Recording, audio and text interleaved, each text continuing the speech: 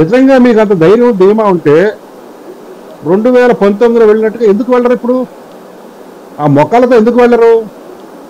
ఇదే చెప్తుంది.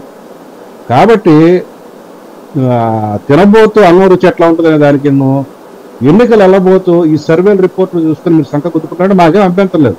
మేమైతే ఇటువంటి పోల్ సర్వేలు మేము ఎప్పుడు నమ్మము, ఎప్పుడు విశ్వసించం కూడా. ఎందుకు దానికి చెప్పే సమాధానం ఏంటి? మాకు ఎట్లా మరి 0 చూసేందుకు మీరు ఉనికి పడుతున్నారు. 0 గురించి కూడా ఈ రోజు ఎందుకు ప్రస్తావన చేశారు? అసలు ఇవాళ మీ అన్న ముఖంలో షిక్ అని చిరునవ్వు ఎక్కడైనా కనపడిందా? ఒక్కసారి ఆ ముఖాన్ని ఇవాళ మీటింగ్లో మాట్లాడిన ముఖాన్ని ప్రొజెక్ట్ చేసి క్లోజప్ లో చూపించండి. ఆ ముఖం ఎట్లా విప్పారు ఉందో కూడా చూద్దాం. కాబట్టి ధాంభికమైన పదాలతో ఎవడో చెప్పిన సర్వేలతో మీరు చేయించుకున్న సర్వేలో లేకపోతే వండి వాచుకునే మాకు అవన్నీ అనవసరం.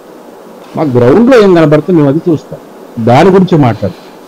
మీరు 175/175 ఓకే పార్టీ నువ్వు వెళ్ళిపోయిన వాళ్ళని తీసేసి మిగతా వాళ్ళ వరకు యాజ్ ఇట్ ఈస్గా ఉంచే మగతనం మీకుందా? లేదు. మీకు చెప్పిన దాని ప్రకారమే మీకు 70 మంది ఎమ్మెల్యేలకు పనితీరు బాగలేదన్నారు. వాస్తవానికి 70 మంది ఎమ్మెల్యే కాదు, ఒకే ఒక్కడి పనితీరు బాగలేదు. అది ఎవడంటే జగన్ రెడ్డి. అతను ఒక్కడి మార్చేస్తే మీకు మిగతా అంత గోల్ ఉండదు. కానీ మీరు అతను మార్చలేరు, ఎందుకంటే మీ పార్టీ అధినేత కాబట్టి. మీరు ఆ బ్లేమ్ మీద పక్కవాడి మీద తోశారు. దానికి గడప గడప అనే అందమైన పేరు పెట్టి ప్రజల్లో ఉన్న కోపాన్ని ఆ ఎమ్మెల్యేల మీద చూపించేలా చేసుకున్నారు. కానీ ఇక ప్రజల కోపం తగ్గల. ఎందుకంటే ఒక్కొక్కటి వాస్తవాలు బయటకు వస్తాయి, పోను ఇంకా వస్తాయి. ఇంకా 3 నెలలు ఉంది కదా. ఈ 3 నెలల్లో శరం పరపరలకి మీరు రెండోది యాజ్ ఆఫ్ నవ్ అంటున్నాడు. Times of now, as of now అంటే అది ఏ తారీఖు కట్ ఆఫ్ అనేది మీకు అనవసరం, ఎప్పటికేంటది అనవసరం. వాడి ప్రిడిక్షన్ 100% మీరు బలంగా ఉంటుంది అనుకుంటే మీరు నమ్మండి. 175లో 170 ఆ రకంగా 2019 ప్రకారం లిస్టు ప్రకారం పోండి. ఎవడు కాదన్నాడు? మరి ఎందుకు ఇవన్నీ ఇక్కడ అర్థం కావట్లేదా మీకు?